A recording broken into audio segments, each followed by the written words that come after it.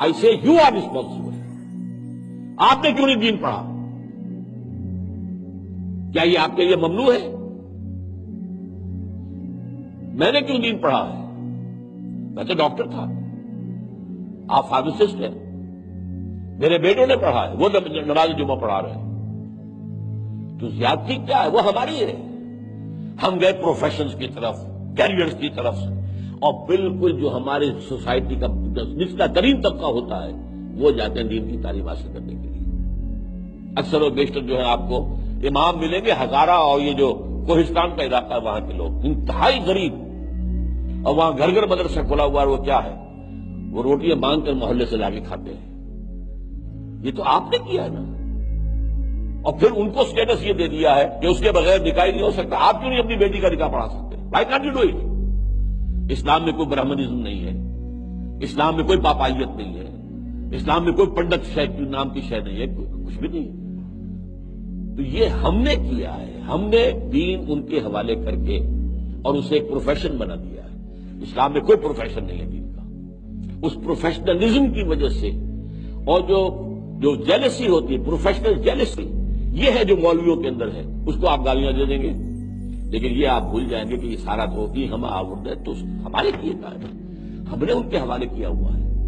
اس حوالے سے ذرا میری بات تلخ ہو گئی ہے، لیکن میں نے ایک دفعہ آپ کو لطیفے کی بات بتا دوں کہ احمد آباد میں میڈیکل کالج میں مجھے بلایا گیا. میرے کلاس والوں نے شروع کیا تھا، ڈاکٹر اے جے خان نے. وہاں لیکچر تھا میرا. تو جو اساتذہ تھے، پروفیسر وغیرہ، وہ بعد میں چائے پہ گفتگو ہو رہی تھی، جی ہمیں کسی طریقے سے ان مولویوں کی مصیبت سے نجات دلائیے. یہ جو ہے اس کے اوپر لاؤڈ اسپیکر کے اوپر بولتے ہیں، زور سے چیختے ہیں، چلاتے ہیں. میں نے کہا اس کا اصل الزام آپ پر ہے، ان پر نہیں. کیسے جی؟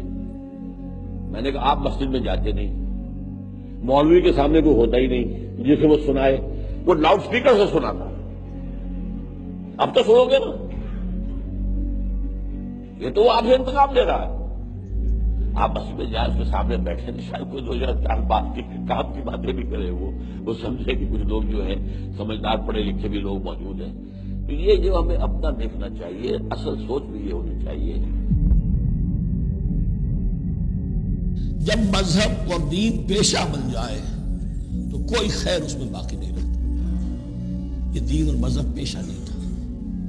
اسلام میں کوئی پیشوائیت نہیں، اسلام میں کوئی پاپائیت نہیں، اسلام میں کوئی برہمنزم نہیں. اسلام تو ایک کھلا، ہر شخص کتاب اللہ پڑھے، ہر شخص عربی سیکھے، ہر شخص کو امامت کے قابل ہونا چاہیے، ہر شخص اپنی بچی کا نکاح خود پڑھائے، ہر شخص اپنے والد کا جنازہ خود پڑھے. یہ جو ہم نے پیشہ بنا دیا ہے اور پھر انہیں پیسے دیتے. ظاہر بات ہے کہ پھر اس پیشے کے اندر تو پیشے میں عیب نہیں، رکھیے نہ فرہاد کو نام. پھر تو پیشہ میں تو جو کچھ پیشہ ورانہ چشمکیں ہوتی ہیں اور جو خباثتیں ہوتی ہیں وہ آتی ہیں. لیکن باقی یہ صحیح بات ہے کہ اکثریت ادھر جا چکی ہے، ورنہ امت کا بیڑا غرق نہ ہوتا. سیدھی بات. یہ بیڑا غرق ہوا ہے تو آخر کوئی سبب ہے. حق کی تلوار بڑی ننگی ہے. اور یہاں اللہ کا عدل یہ فرد سے فرد تک بدلتا نہیں ہے، نہ امت سے امت کی طرف بدلے گا. قوم اور کسی اور قوم سے ایک معاملہ، کسی دوسری قوم سے کوئی اور معاملہ نہیں. اللہ کے اصول ہیں، اللہ کے قوانین ہیں، اس کی فطرت ہے. فطرت اللہ التی فطر الناس علیہا. پھر یہ کہ اس کی سنت ہے. لن تجد لسنت اللہ تحویلا ولن تجد لسنت اللہ تبدیلا.